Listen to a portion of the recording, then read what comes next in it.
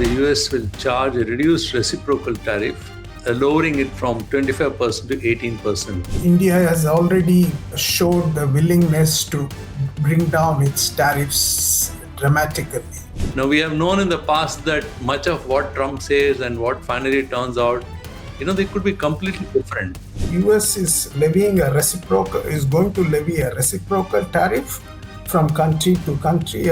For example, European Union, it's 15%, Britain, it's 10%, Japan, it's 15%, Korea is 15%. Tariff of 50% will still continue to apply on products like steel, aluminium, copper. There is no change in that. What the US is doing, it not only upended the established rules under the multilateral trade framework, they have, forced countries. I mean, it's a kind of an extortion to address the American problems. The American problems are created by America itself.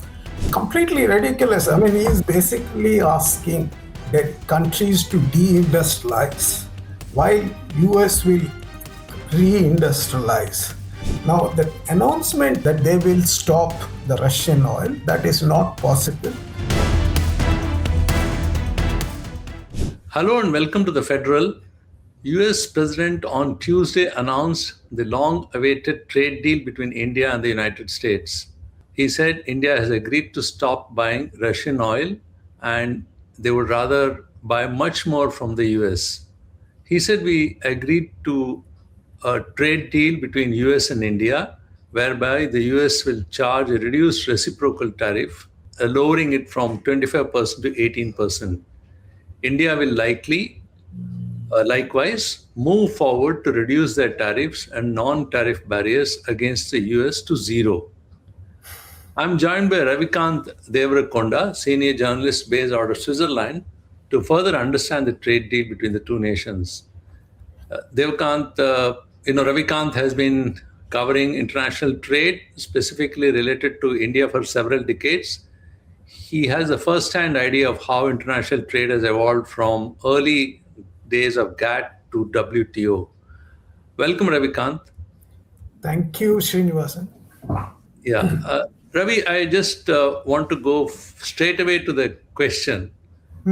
It seems that we are all basing it on the, his own truth, which he made on his own platform. Right.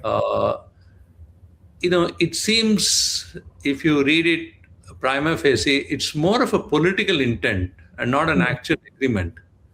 Now, we have known in the past that much of what Trump says and what finally turns out, they could be completely different. So are we therefore here jumping to certain conclusions? That initial statement he made is in line with long marathon negotiations India has been having since that February 13 meeting between President Trump and Prime Minister Modi. In fact, if you just, which was also put out on the White House fact sheet, that says about $500 billion trade by 2030, and that India will remove a lot of barriers to its agricultural products and several other things. And subsequently, if you see the kind of statements that have been coming from both sides, particularly Trump at various points of time, one of his first statements is India has already showed the willingness to bring down its tariffs dramatically. So it is not completely out of the way, but some more details, clarity needs to be provided by both the US and India.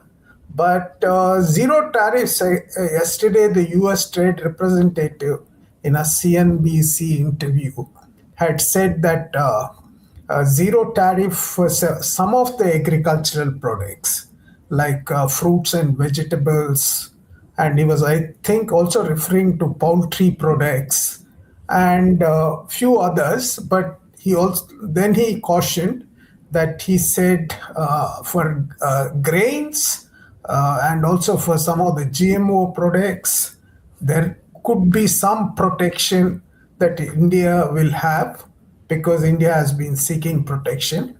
But if you add all these statements, there is, a lot of clarity on what exactly Trump said in that political statement. I don't think they will issue the fact sheets on both sides. My gut feeling is that Jaishankar is in Washington at this point of time, and I have a feeling there could be a possibility of President Trump meeting Prime Minister Modi at some point. And it's possible that the two will then announce the bigger picture in terms of fact sheets and some detailed, definitive details of clarity that will provide clarity.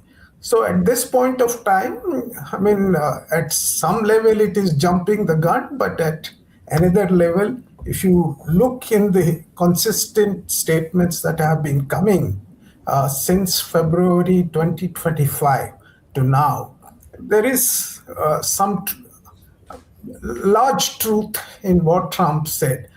For example, that 15% tariff on industrial goods or goods from India to US, that could be baseline tariff for many of the industrial products entering the Indian industrial products entering the American market.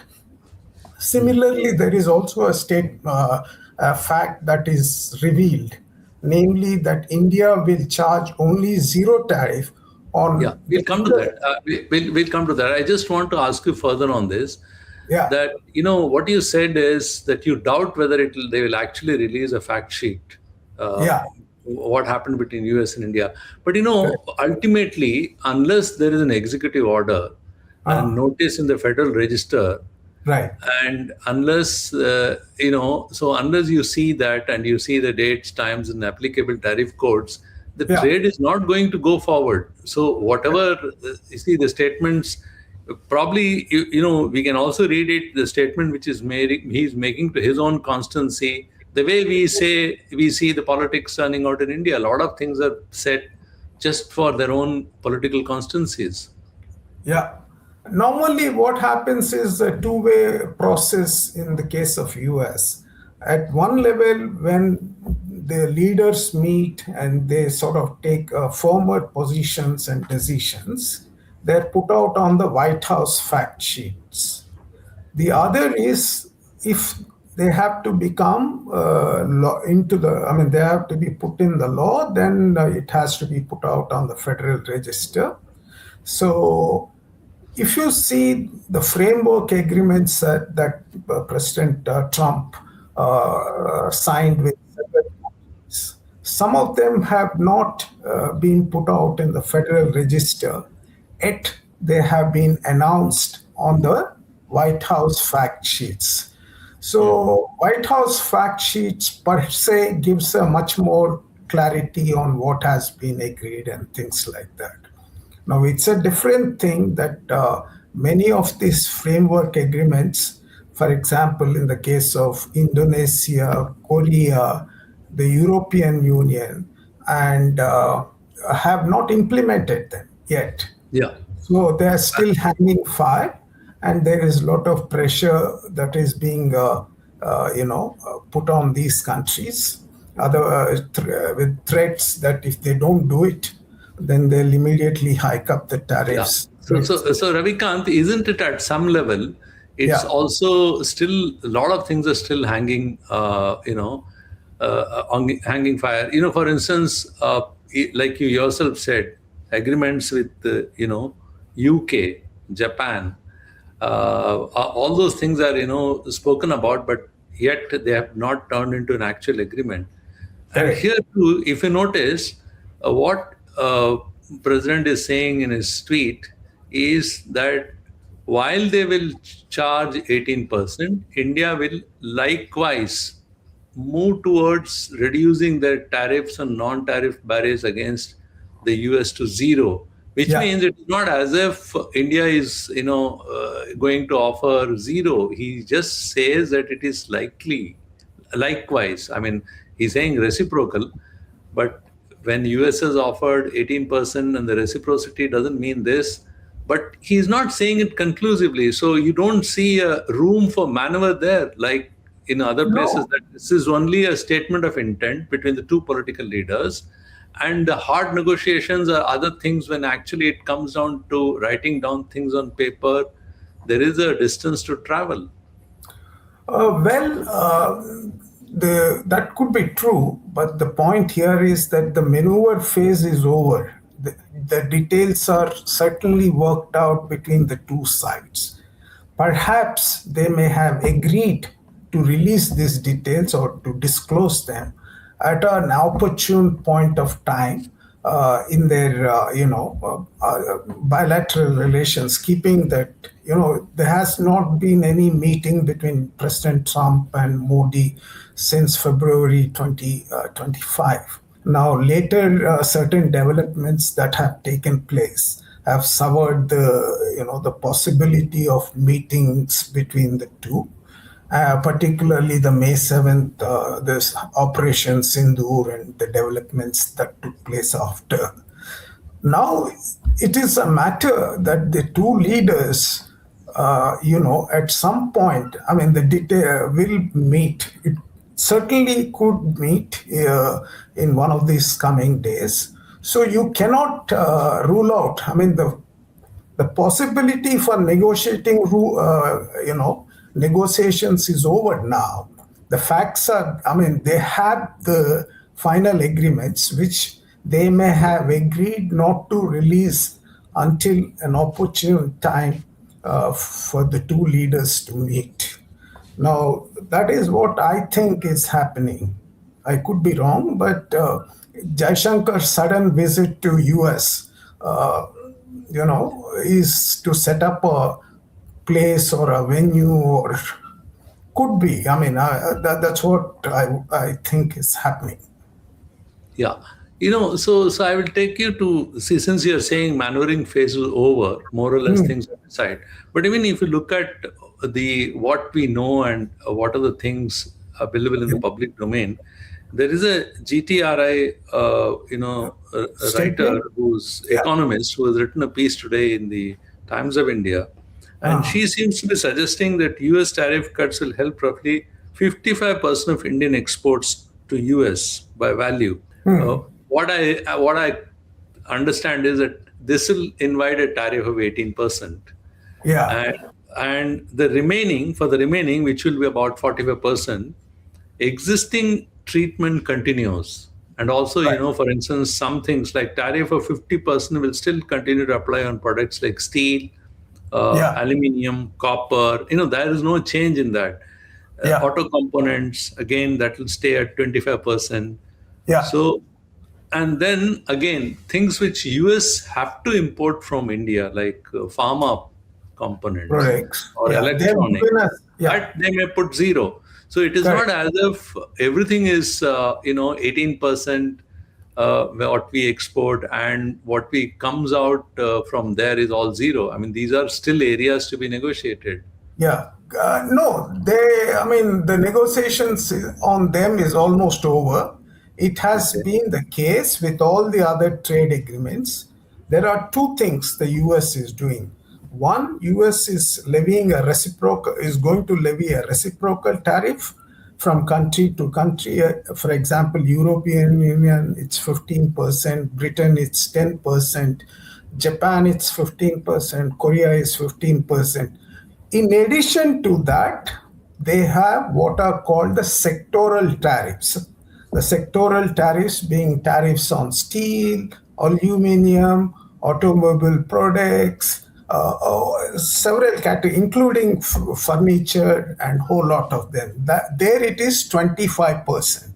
So the 25% figure has become a stable, static figure in the sense, even if you export, suppose steel from India to US or automobile products, you will pay a tariff of 43%. 18 plus 25 will make 43%.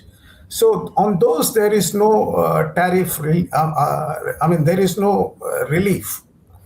In a way, you have to live with this 43% tariff on certain sectoral areas. Right. And in addition, on the pharmaceuticals, the Trump administration has already announced a kind of a sectoral concession of 0% tariff, because the Indian generic drugs plus some other drugs are very essential and critical for the American health system. So that he has already announced 0%. So in Yeah. addition, this 18% figure is somewhat misleading, but it is true that it will be applied largely to textiles, gems and jewelry, plus leather products, and certain largely labor-intensive areas where some of these exports are generated in large volumes. So Yeah. that's the case. Yeah. So you are, thanks for offering this clarity. But there is one more issue here. When Uh, these tariffs are there, like you said, 43%, 18 plus, obviously the American citizen has to pay that. You Correct. know, the cost of, import will increase for them. Yeah. But then India is not, that's one aspect of it. So it really depends on what are the competing goods which US is receiving Yeah. from other countries. Yes. So again, there are two more parts to this question, that we seem to suggest that at least our tariff is better as compared to our neighboring countries like Yeah. Pakistan, Bangladesh, Yeah. Indonesia, uh, Vietnam, and those things. But those would be limited to some sectors. So isn't that, you have been covering WTO for a Yeah. long time. You looked at the evolution of the entire global trade in a certain rule-based global order. Correct. He seemed to have completely, upended the whole thing. And it appears that this whole maze, are we in a position to actually find out where do we stand vis-a-vis which product against which country? Because it seems to be reopening a whole aspect of trade now. Yeah, in fact, that is, you are absolutely right. I mean, for this intra-country comparisons of, say, for example, 19% for Pakistan, or 20% for Bangladesh, or 20% for Vietnam, they are there, but they won't make a significant impact at all for, say, for India, because these countries have very well entrenched and established markets for their products, whether it's textiles, leather products, and several other, furniture, particularly from Vietnam. So that is one aspect. And the second thing which you said is spot on, namely that the whole system has been upended. If you see the history of GATT and the WTO negotiations, when the Americans first brought the principle of reciprocity, they have openly admitted and acknowledged that there are vast differences between countries, that even though we say reciprocity, we will take a bigger cut than the others, depending upon their economic status. So during the past 8 rounds of trade negotiations, just tariff cutting and then as well as reducing the non-tariff barriers, the principle of reciprocity has become a benchmark.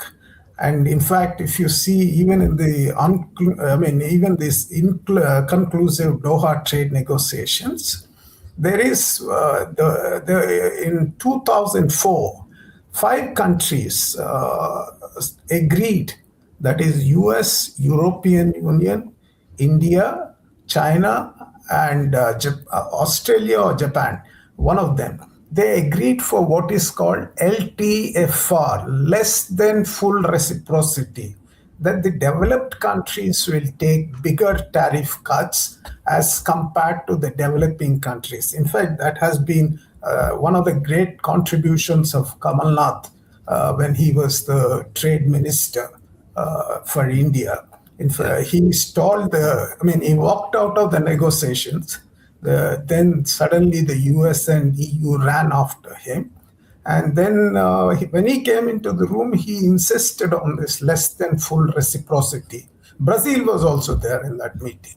So what the US is doing, it not only upended the established rules under the multilateral trade framework, which is for whom the custodian is the WTO, but they have, forced countries. I mean, it's a kind of an extortion to address the American problems. The American problems are created by America itself.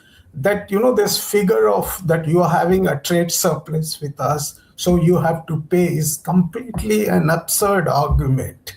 You may have a trade surplus, but there are countries like Brazil which do not have trade surplus with US, yet they are also facing a huge tariff on their products. So what this Trump administration did is that they wanted to start reindustrializing US, and for that they're forcing countries to pay left, right, center. One on the tariff front, and the other is the investment front. In each agreement, in the past, there was no agreement that insisted on investments. In fact, investment was outside the trade. But today, in agreement after agreement that the Trump signed with countries, including India, where that 500 billion investment figure comes, that was also there in the original Trump-Modi meeting in February 2025. So it's completely ridiculous. He's basically asking the countries to deindustrialize while US will reindustrialize. So there is this dichotomy which has been further reinforced by these agreements. Now let's go to other issue. Let's examine that. It's related to that. This is basically America versus rest of the countries. That's how it is approaching. But what will Correct. happen to among the countries? The WTO rules and the other system which is in place, will it still be applicable, or even that will get completely disturbed by this? Uh, Under normal circumstances, the WTO still exists. And the WTO's Director General keeps saying that much of the trade, some 72% trade, is done under what is called the MFN framework, Most Favored Nation Treatment framework. So, but even as that is the case, the problem right now is that countries can just ignore the WTO rules. For example, last week, the US lost a trade dispute with China on its so-called renewable energy subsidies, which were implemented by the Biden administration. And so the Chinese took the Americans to the dispute settlement. So the Chinese won the case. Immediately, US said, we will not recognize this. And that the WTO, the US said, has all along been working against the American interests. So the situation right now is that the WTO is being gradually reduced or even reduced to a vegetable. Its rules are there, its provisions are there. Given what the Trump, turmoil that had come about over the last more than 12 months, it's very difficult to say what will happen to these rules because you don't have any security. Previously, there used to be an insurance. That insurance is that if you violate a rule, you can be taken to a dispute settlement panel. And now, after that, you can get some relief, or even in some cases, countermeasures worth some billions, like in the US Brazil cotton dispute. Brazil got some kind of relief where it could have imposed about 1 billion tariffs on American goods. So that option is now over because the appellate body, the highest dispute settlement what you call arm of the dispute settlement system Yeah. is now dead. So that is the situation. Yeah, so let's now come to more specifics. How this trade deal, which is, I mean, if you could call a trade deal, it's basically tweets and other response to that will affect actually India, specifically Indian agriculture and the allied things. So in an answer to Parliament, the trade minister specifically said that it's not going to affect at all. But you seem to suggest that, you know, uh, how US agriculture exports to India can play havoc on India's agriculture and rural system. Why do you Right. say so? So, I mean, I've also heard that Mr. Goel's statement today. I think it is misleading on account that for Americans, the opening of Indian market in a big way for agricultural products is one of their most important goals. And to the extent that the kind of tariff reduction that is going to come about for farm products, for American farm products entering India, it'll play a havoc. I mean, it'll create a huge problems because the two agricultural systems, the US and India, are not comparable. They're totally different. I mean, US, for example, you have about 30,000 farmers, rich farmers, who are supported by the US government through a whole range of subsidies. And they have been constantly pointing finger at India at the WTO on agriculture, to the extent last week the US said that it will never agree for what is called permanent peace clause, which there is a peace clause. Americans are accusing India that it has been violating, its subsidy commitments, particularly for rice and wheat.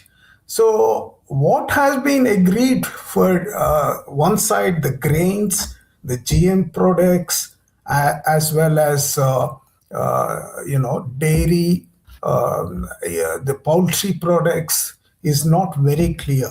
In all probability, that they Americans may have given some extra time for bringing the tariffs on these items. But India, you have to understand that India is a heavily ag intensive country where 800 million people live on this with small holdings of But 3 acres. on specifics like corn, soybean, uh, things like these, which they understand, or ethanol, they understand that we have a certain sensitivity. So isn't that we would watch those things carefully? No, we would watch them carefully. We may have argued for higher levels of protection. But when you're entering into a negotiation with an unequal partner, and that unequal partner is such a dominant player in the global trade, then your ability to sort of ensure the level of protection that you're seeking is very difficult.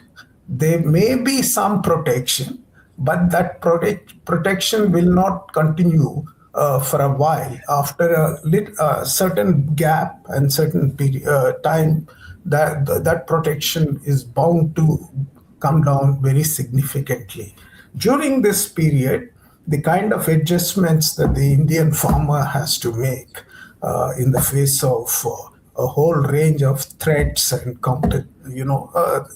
Yeah. threats and retaliatory measures is incredible.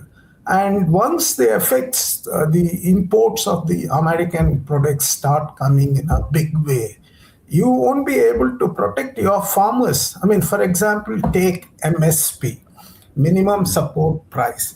Year after year, the government announces MSP to ensure that the middle level or even small farmer gets some assured return on the items they produce. Tomorrow, the Americans might just say we don't accept this MSP because it's distorting trade and it violates subsidy rules. So, what will you do? Now, all these things may not But have been. even American agriculture is heavily subsidized. Yeah, but you're not able to stop. See, that is the danger. I mean, today, if the Americans are supporting cotton to India, the American cotton is so heavily subsidized that a trade dispute took place and they lost it badly, and they acknowledged that they will remove, but they have not removed. So, similarly, there could be other items as well. Yeah. Grains, for Okay. example, wheat. What will you do with the wheat? Will you ensure will you continue with the protection that you are currently offering to wheat, or you are going to allow the American agribusiness industries to step in a big way to export wheat to India? Okay. Quickly, let's go to the energy sector. That's another area of concern. Yeah. That right at the beginning, Mr. Trump has expressed pleasure that India has agreed to stop buying Russian oil. Yes. So the what is the kind of implication it may have on the energy security? It Because will have does it tremendous. Yeah. Sorry. Go ahead. does it constrain our ability to maneuver? It will have certainly a significant impact on our entire energy policy. In fact, on the global energy sector itself, because one third of your oil is coming from Russia at this point of time, and at a very cheap prices and all. So India and several other, China, for example, they are all addicted to the Russian oil. Now, the announcement that President Trump made that day in that social post, that they will stop the Russian oil, that is not possible. The, they will continue, they are continuing, because oil contracts are done with with a period of 6 months to 8 months security, that once you enter into a deal with me for this for 6 months, it will continue regardless of whatever pressure, because you already agreed for this. So it is No, possible so that Ravikant, there are other suggestions that that the refineries are still functioning, and oil from Russia may not come directly to the Indian shore, but may be transferred on high seas. What that's does it matter? possible too. That is possible too. In fact, much of the Russian crude since the this Ukrainian war is happening is being conducted, including the Iranian oil. Now, that possibility will be there, but it will be a huge loss. I mean, it has strategic implications for India. We are dependent on Russia for all our defense, close to Yeah, right. 70%. And if you want to rub on the wrong side with, irritate or annoy Putin, he's not going to take it lightly. In fact, they're just waiting and watching. And today, I'm told Putin and President Xi had a detailed video conference on several issues. So India has to be careful. I mean, it's somewhat puzzling how it will overcome this problem at this point But of on the time. other hand, it's also, Ravi, not very practical to buy Venezuelan oil. A, it's very thick, and second, it's far off. The transport Yeah, cost will be huge. So yeah, it yeah, doesn't yeah. make so it's not necessary that India should buy. It doesn't make sense. No, that The is trip- what we call the coercion and pressure. No, if the U.S. president is coercing, I mean, it's the same U.S. president who put sanctions on the Venezuela. I mean, in fact, its sanctions started in 2022 or around that time on Maduro government. And so at that time, India under the notion, under this, Jaishankar's favorite, he coins a lot of terms, particularly strategic and autonomy, that they continue to buy the Venezuelan oil, though it is one of those crudes which has so many impurities as well as high sulfur content and several other problems which make it difficult for refineries to Yeah. refine Okay. the. Let's look at one. Perhaps is it a positive aspect? The American tariffs to China are still very high, Yeah. 31% plus, and India is now, as per the new announcement, 18. Is there a possibility of China plus policy taking shape now? Some of the investment turning here. Is there any ray of hope you see? Yeah, I mean, so Chinese are watching now. Chinese are watching whether India will continue to, I mean, this is Jaishankar's ambition to come into the the foreign minister's, strategy to come into the close embrace of the United States. So they are watching how you are going to, further, because there are defense relations, then there are other strategic, aspects to this whole relationship. So if you try to tilt towards US in a significant way, then Chinese also will put brakes somewhere. Yeah. And Okay. So you don't think that it would automatically translate into some kind of advantage for the no China, Indian for example, sorry, advantage. or Indian manufacturing, China one, whatever. No, I mean, even China with high tariff of around 45%, it's still a very strongly competitive player in the American market, and its Okay. exports are growing significantly. Even I mean, there has been a little dent, but regardless of that, China can bear with these tariffs because it has found out the ways Yeah. it has found new Okay. markets and Yeah. other. Ravi, one final question. In your article which you wrote for the Federal, you Yeah, argued that, this trade deal is an abdication of three sovereignties: yeah, tariff, trade, and nations. correct. Now, can you sum it up quickly so that we Yeah. conclude this discussion? Okay, thank you. I argued that it will be a historic abdication. Tariffs, because whatever now you are agreeing to US, a country has what is called a tariff sovereignty. That tariff is decided by that country depending upon a range of conditions. Now, under pressure, if you agree to the kind of asymmetrical tariff relationship, it essentially means you are foregoing or you're abdicating your tariff sovereignty. And coming to trade, in trade, you're supposed to have a large autonomy, a policy space to develop certain areas more rapidly than the other areas. But if you allow the American exports of agriculture or American exports of industrial goods, what happens to your trade autonomy? What would you do in the coming years? And finally, national sovereignty. I mean, the kind of statements that are coming from President Trump is a complete, India erosion of India's national sovereignty. Okay.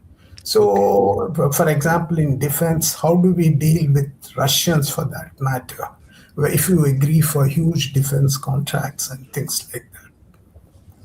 I think many of these things which you are saying will unfold in the coming days. We continue to watch trade Yeah, deals carefully, and yeah. thank you very much, Ravikant. We'll meet once again. Thank you so much. Thank you. Thank you, Srinivasan. Thank you.